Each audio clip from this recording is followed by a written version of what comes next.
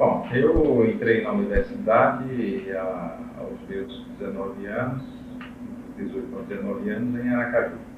Eu tinha a ideia de fazer medicina desde os 5 anos de idade. Depois, no começo, mais ou menos na fase lá do segundo grau, entre o segundo ano e o começo do terceiro, eu ainda tive a dúvida se partir para ciências exatas ou para a parte de medicina. Mas como já tinha isso aí na raiz, realmente eu resolvi fazer medicina, entrei na Universidade Federal de Sergipe, e no quinto ano eu fiz a opção de fazer o último ano, que é o estágio de medicina em São Paulo, no Hospital Unicor.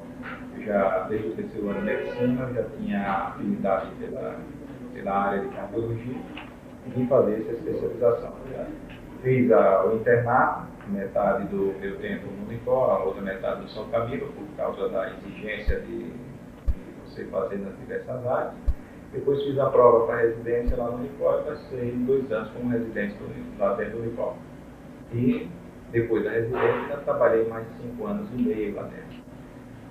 Então, da parte médica, meu currículo é mais ou menos esse aí. Tá, você exerce a profissão há quanto tempo?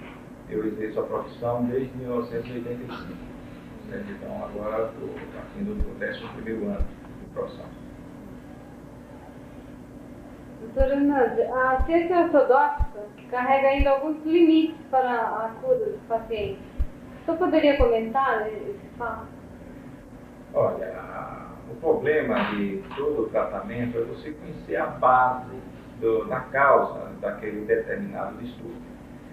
O básico para que a gente faça um tratamento, primeiro a gente definir o que é doença, o que é doente, certo? E o que é a cura. Então, se você tiver uma limitação da sua visão, claro que você também vai ter uma limitação na abordagem e no tratamento das pessoas que você acompanha. Então, o que acontece com a medicina ortodoxa e também com toda a ciência, com a filosofia fisicalista? Simplesmente todas elas se resumem em matéria. Na parte de tratamento na área de saúde, o que é que nós temos? Simplesmente uma visão entre o nascimento e a morte. Se por acaso existe alguma coisa além disso, se nós temos outras vidas, se nós já vivemos anteriormente e vamos continuar, então tem alguma coisa que está errada.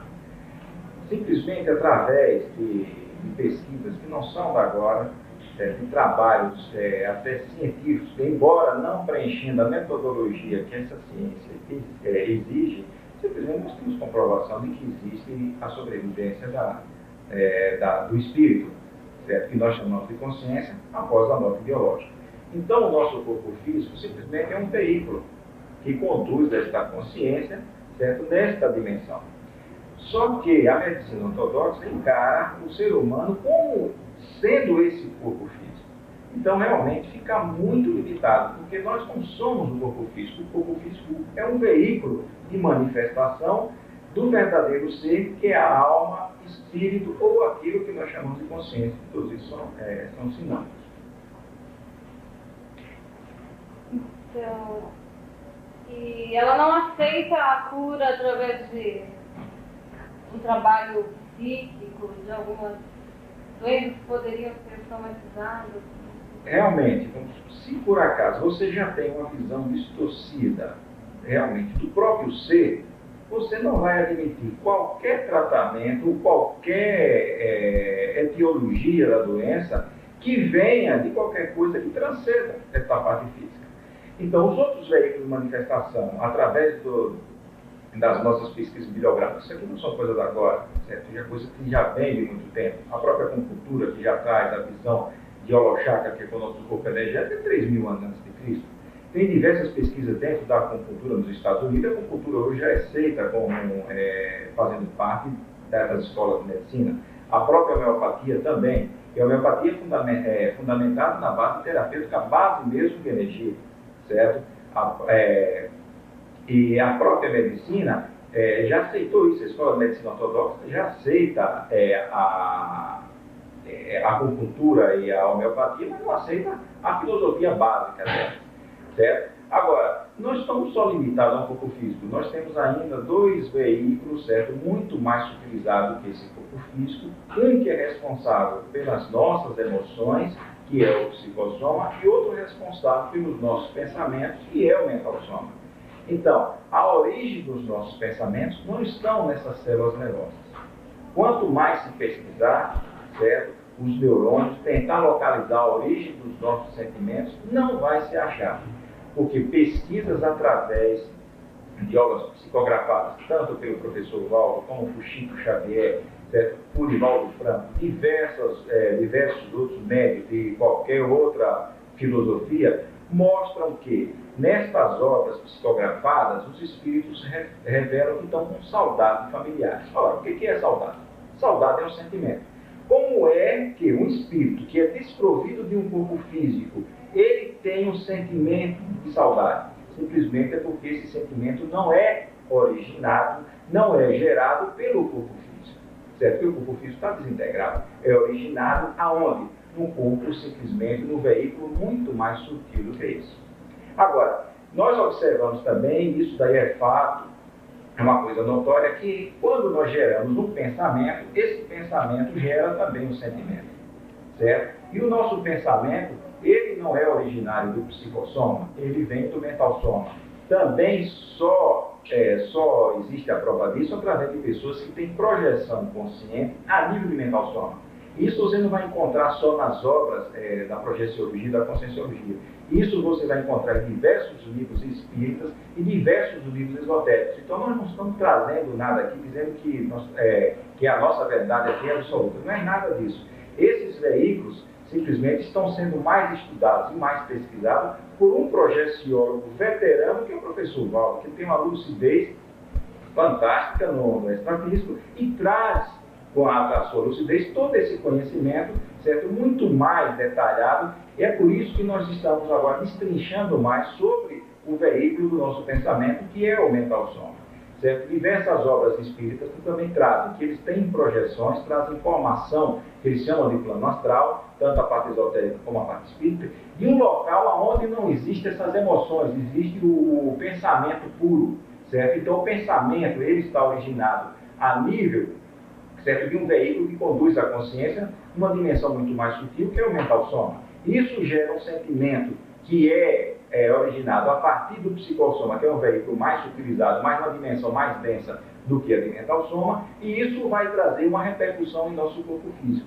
E isso, nenhuma escola de medicina traz qualquer informação sobre isso, não aceita. Agora, exige uma metodologia para que a gente prove isso. Nessa metodologia que existe aí, não dá para você chegar e estar provando, medindo qualquer elemento. Padrão energético, não dá para medir.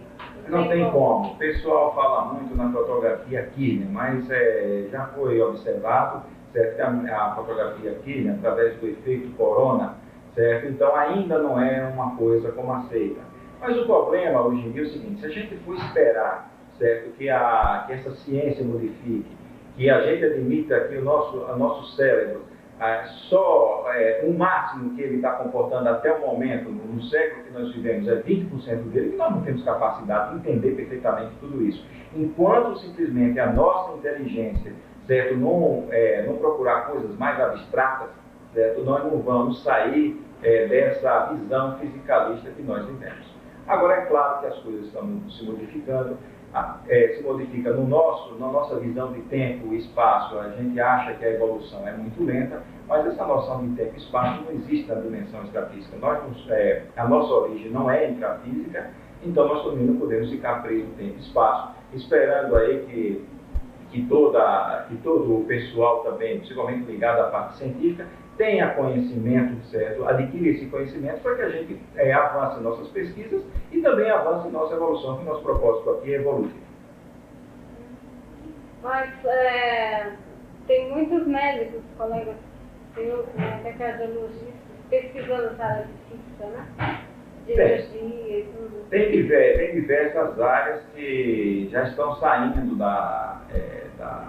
dessa parte mais ortodoxa, materialista. Então o pessoal fala muito em terapia holística, quer dizer, holística vai significar o todo. O importante é o seguinte: cada um tem que saber qual é a visão do todo.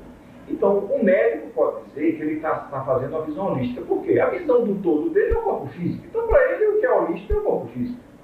Qualquer outra área dessas terapias alternativas que só chega até o holochakra, que é o nosso veículo, o nosso corpo energético, simplesmente a visão dele é só desses dois elementos, o corpo físico, certo? E o nosso corpo energético. Então, para ele, o todo são esses dois. Tá certo? Se você chega a nível de pessoas que já trabalham com a parte de desassédio, na parte espiritual, a visão deles chega até o psicossoma. Então, o holístico dele, ou seja, o todo dele, são três. Só que nós já estamos estudando o mental soma, então já tem um quarto veículo. E nós não falamos aqui em verdade absoluta, nós falamos em verdade relativa. Até o momento, a nossa capacidade para se entender as coisas só chegou até o mental soma. Nós não sabemos o que se passa além disso. Nós não sabemos direito ainda muita coisa sobre o próprio mental soma. Nem a medicina conhece ainda muito bem como é que funciona o corpo físico. Se ele realmente conhecesse, tá certo, nós estaríamos muito mais avançados. A gente pode prejudicar o nosso corpo físico com padrões de pensamento e sentimentos negativos? Lógico. Primeiro, por quê? Nós observamos nesse esboço inicial que nós não temos só o veículo físico. E que esse veículo físico ele é subordinado a veículos mais sutis. Então, nós somos geramos energias, certo? Essa energia interfere no nosso corpo físico. E essa energia, ela tem a carga do nosso pensamento, do nosso sentimento. Simplesmente, se você gera um pensamento, gera um sentimento, esse pensando, esse conjunto de pensamento, sentimento e energia tem influência no corpo físico, então os nossos pensamentos interferem no corpo físico. Agora, fugindo tudo a essa noção de psicossoma, essa noção de mental soma, essa noção de holochakra, nós observamos o seguinte: eu sou cardiologista, trabalhei dentro de UTI, e nós observamos que pessoas depressivas, pessoas que realmente não têm aquele estímulo de vida, certo? Aquelas pessoas que se entregam facilmente à doença, têm dificuldade muito maior de se recuperar no pós-operatório de cirurgia cardíaca, tendo maior dias de internamento hospitalar do que aquelas pessoas que a gente fala que tem alto astral, aquelas pessoas que gostam da vida. Realmente, quando dava o prazo, até antes do prazo médio para alta hospitalar após a cirurgia cardíaca, eles já estavam muito bem. A gente pode antecipar o nosso envelhecimento físico através desses padrões? Pode. Isso é uma coisa óbvia. Se as doenças elas antecipam o nosso processo de esclerose, certo? E encurtam o nosso período de vida intrafísica. E, simplesmente, essas doenças dependem do pensamento, sentimento e energia.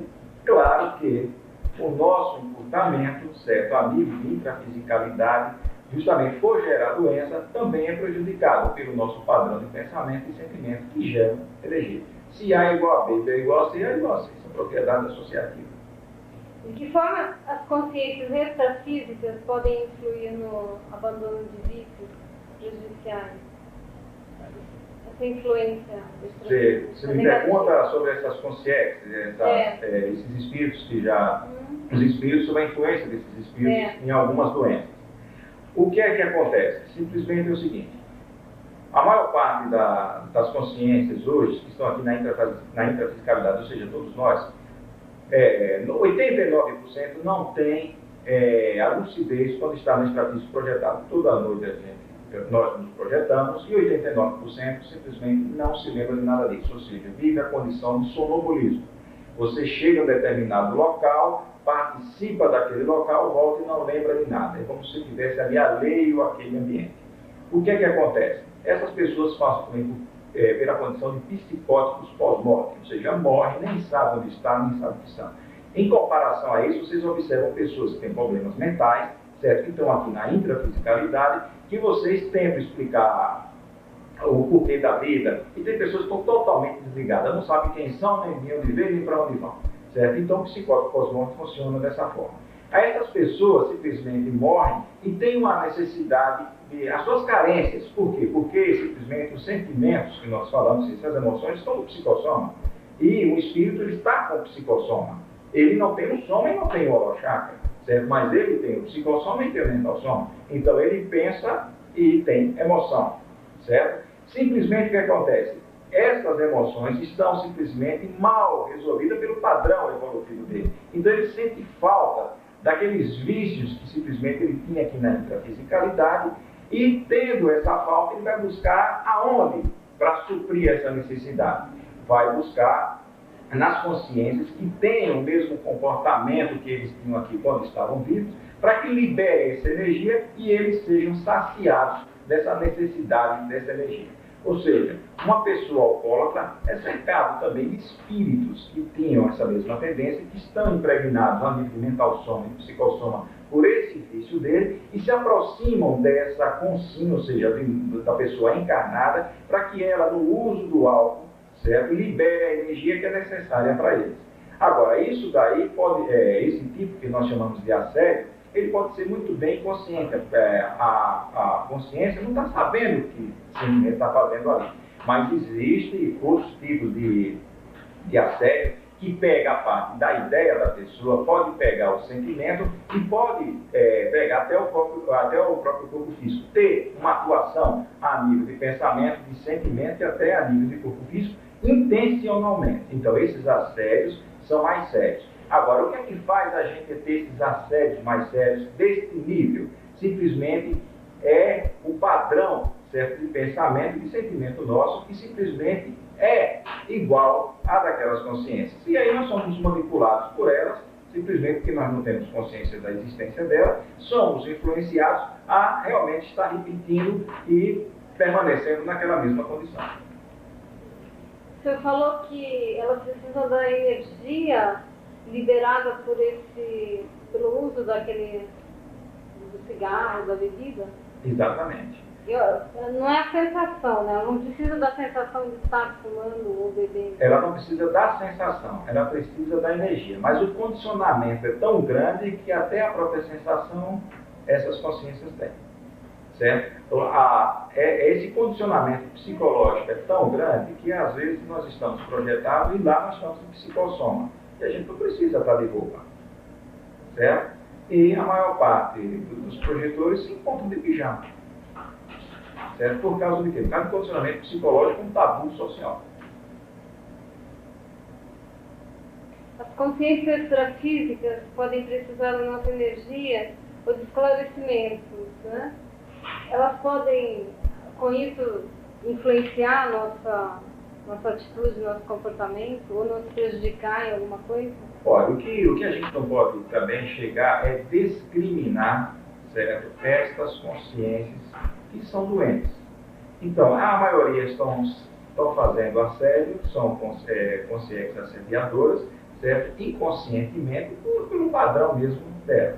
Então, é a mesma coisa você encontrar uma pessoa que não tem uma determinada cultura aqui, que ela é levada somente pelo fato. Essa massa que nós chamamos de massa impensante é aquela que simplesmente vai na onda, certo, dos outros. Ela não tem um raciocínio próprio, certo? Então, essas consciências também, quando estão no extrafísico, também ela não tem já um desenvolvimento de mental soma para isso. Então, na grande maioria das vezes, ela simplesmente está ligada à necessidade puramente energética.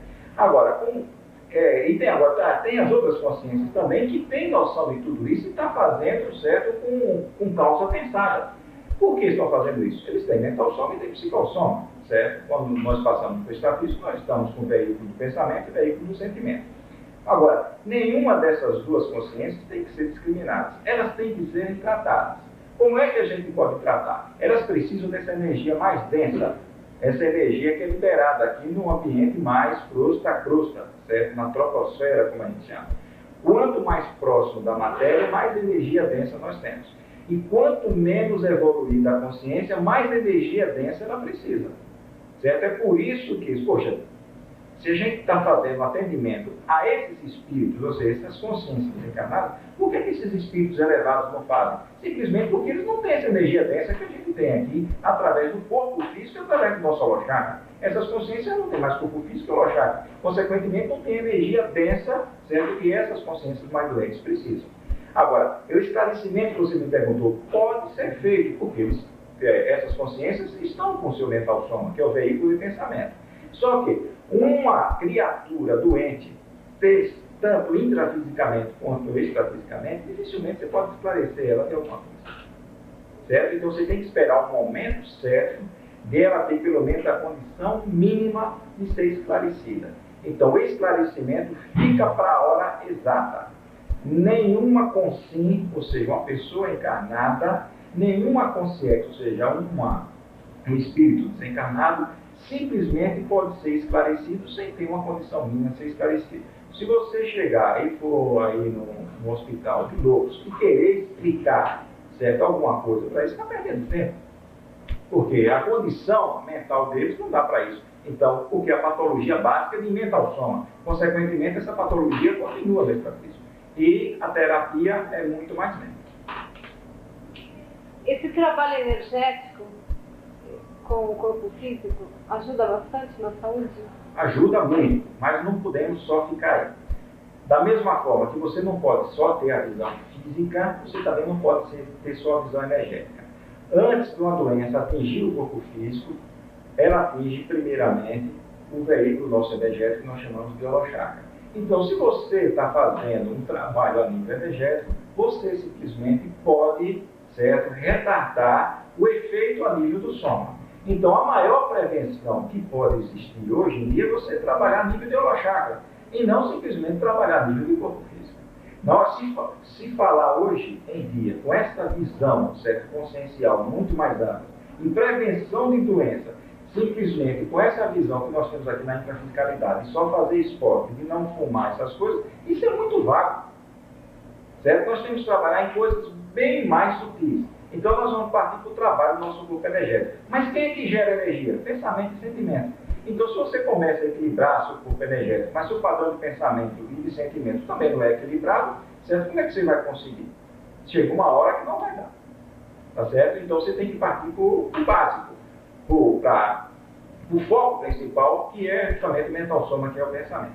Agora, nenhuma terapia, certo, aqui mesmo na intrafisicalidade, pode visar exclusivamente a saúde física, porque ninguém vai virar Matusalém. Todos nós nascemos, todos nós vamos morrer, já nascemos diversas vezes, vamos morrer diversas vezes.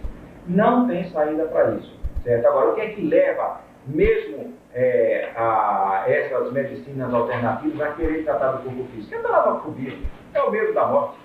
Certo? Enquanto você não é esclarecido realmente do que é da sua existência extrafísica, da sua multidimensionalidade, simplesmente você não vai vencer o medo da morte e vai ficar só nessa procura, certo, de até utilizar de métodos holísticos que ultrapassam o corpo físico, mas visando a saúde física.